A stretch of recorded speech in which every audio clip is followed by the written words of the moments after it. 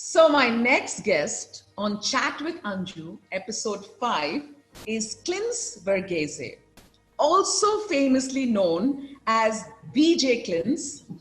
Clince is a TV anchor for MTV India and Vh1. He is India's most energetic corporate and wedding MC. He's a fabulous singer and entertainer. He's been crowned the selfie king of India. He's a motivational speaker and has had the opportunity to speak at 2 times at TEDx. And Clince is also a happiness coach, jack of all trades, master of many. Let me welcome Clince. Boom shakalaka, it's a beautiful day, as Clince always says. Woo-hoo! Look at you, the boss lady in the house. What's with the glow on the face, Anju? I want to know the secret. I could take some of that as well for myself. Look at that. I love your boss earrings as well. Is that called earrings? Yeah, they're earrings. Is that what it's called? And it says boss because one of my friends thinks I'm boss lady, like you said, and said, I found this in Miami and I thought of Anju right away. So I said, okay, thank you. Thank you very much. First and foremost, I'm good. I'm so excited. I'm glad that, we're doing this. It's an opportunity. It's a pleasure, of course, indeed. And I'm seeing you after a while. I remember last time I saw you, you were killing it on the dance floor. It was your daughter's wedding.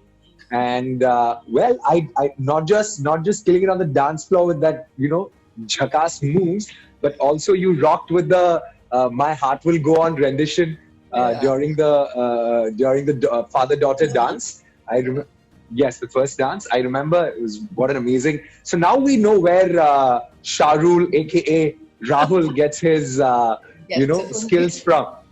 Yes, it's the Mama Bear skills. And I really feel honored when you said all those things. Of course, these are things, I always say these are things that we use in our marketing campaigns to make yourself sound or the brand sound bigger and better. I don't see myself as all of that, though, of course, Not what you really. said. I'll stop you there. You are so inspired. I feel energized watching all those videos of yours. Trust me, I'm in such a good mood. Because I just like to meet people who are so energized, because I'm like that and I feel I can relate. I used to always say beauty lies in the eyes of the beholder. So I think, if you're able to see beauty in me, it's because of the beauty within you, I believe. So episode 5 in the house. Clince, I would love to hear your story. You've got so much around, Wow. Please share your story. I'm gonna make it crisp and animated. Yes. And this is how I always like to tell my story. I was born in an average middle class South Indian family. My mom was the daughter of a farmer, and so was my dad, an average middle class man. They were athletes, sports people. There was always one thing that was served for your breakfast, lunch, dinner, which was morals and values. I was always told or reminded of the importance of adding value in people's lives, through your words, through your action, through everything that you generally do. And I think that childhood learning over the period of time kind of helped me empower me with creating a mission for myself, having a mission for myself, and which I call as engaging and inspiring the world, right? So what I mean by that is I use every opportunity to engage with people as not just an opportunity to entertain them, but also hopefully to inspire them. Only because by doing so, I feel more accomplished, I feel more empowered, and I feel inspired back again. And I can use that inspiration to further, put that loop of inspiration or pumping up people through my words or action, as I said. It's 2 athletes who came together. So, of course, I'm genetically blessed with some, I'm always told I'm hyper energetic. I am, all of that. But I feel it's just something. Of course, there is a part of it is a choice that I make, but a lot of it is how I am manufactured. So I think I have to give it to my parents or my ancestors for the great genes. And I use all that energy. There is an old saying, they say that if you want to measure anything, measure it in terms of energy, frequency, and vibrations, right? So as I said, I'm blessed with that, with a great energy, I believe. And of course, then I've used my skill sets over the period of time, a little bit of singing, a little bit of, opportunities to connect with people as an orator, as a speaker, and all the learnings put together. I use that in various forms. And as you mentioned, as a motivational speaker, or as a singer, as an MC, as a voiceover artist, or whatever else. And during this lockdown period, I just took up a course, an online course from the Berkeley Institute of Wellbeing. And now I'm an internationally certified happiness coach as well. So to newer adventures. So what can you say about the happiness coach? What did you kind of get out of that? So the business, there are two reasons for it. One is a very business-oriented reason why I took up this course, and one is a very personal reason. I'm going to tell about the business reason first, because that is what actually inspired me to take up this course. So I work largely with corporates. A larger amount of my revenue generation comes from working with corporates, moderating or curating events for them, whatever different types of events, be it employee engagement, or with their customers, or with their dealers, or invest their resources into the well-being of their employees, because everybody's taken a big hit. Their productivity and efficiencies of the company is also taken a hit. Companies are definitely going to invest, or rather I anticipated that companies would invest into the well-being of their employees. And I said, what better than taking up a course that kind of resonates with what I really want to do, or what my mission is in life. And hence I took up this course.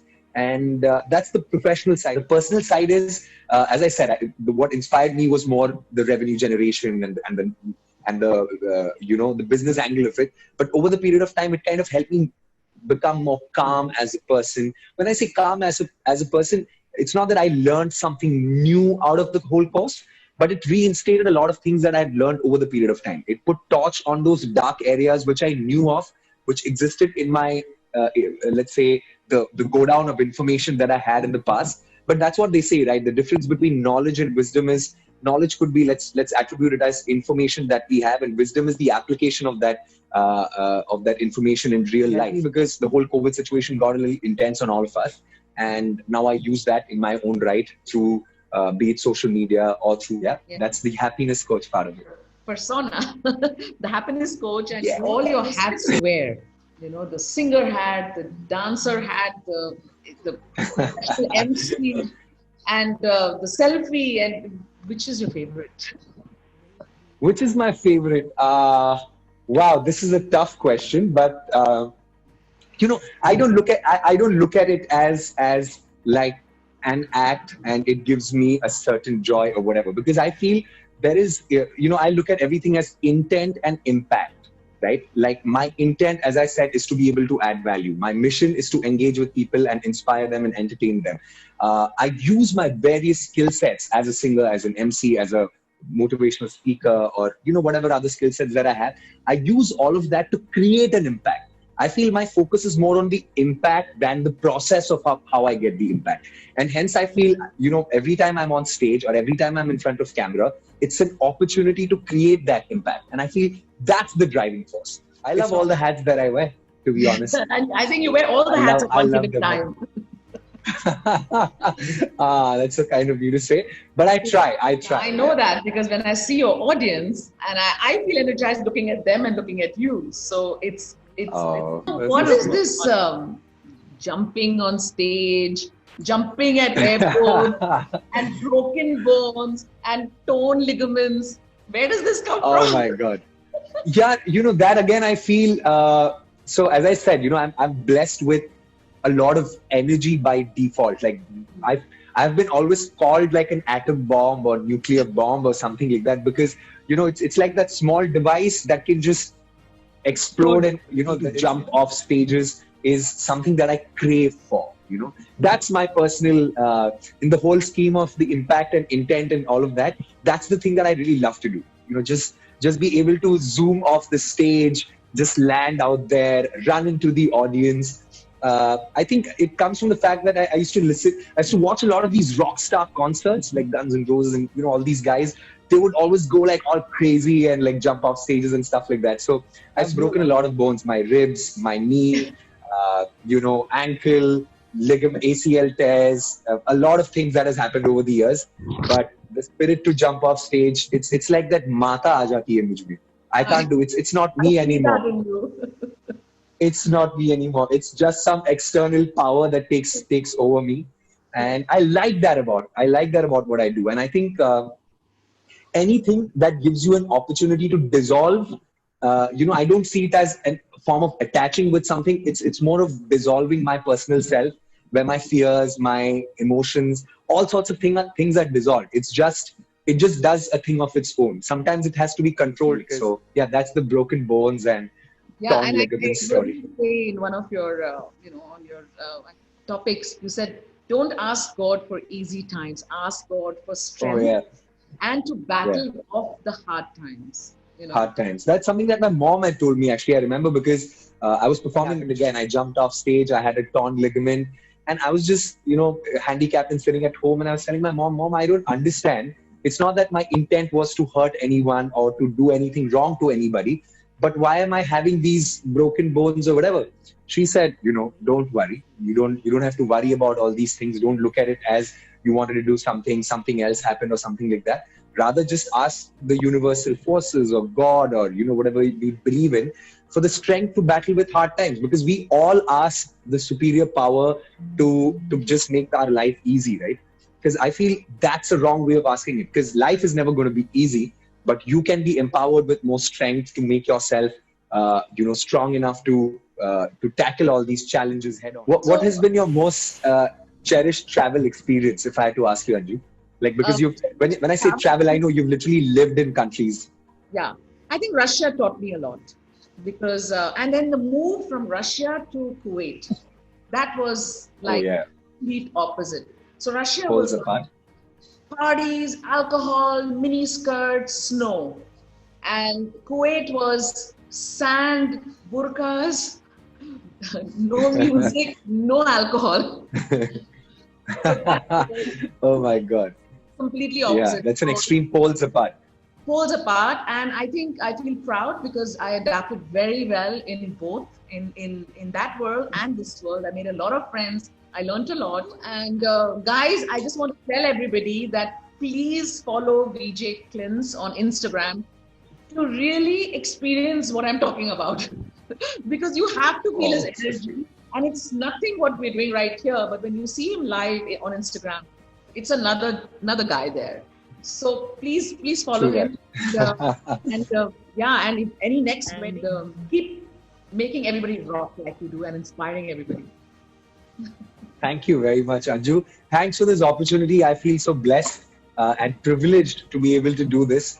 And what an amazing day to do this. A Sunday, Guru Purnima, 5th episode.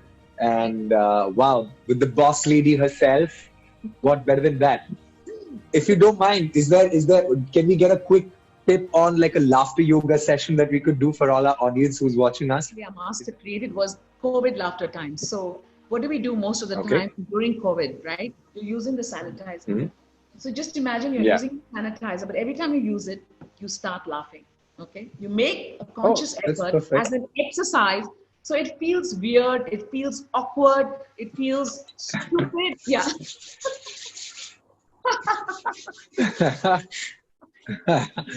There you go. So now you guys know what to do and how to do it. Very much, Anju. Thank you. Thank you. I had a great time Keeps and lots of love, and hope to see you in Bombay.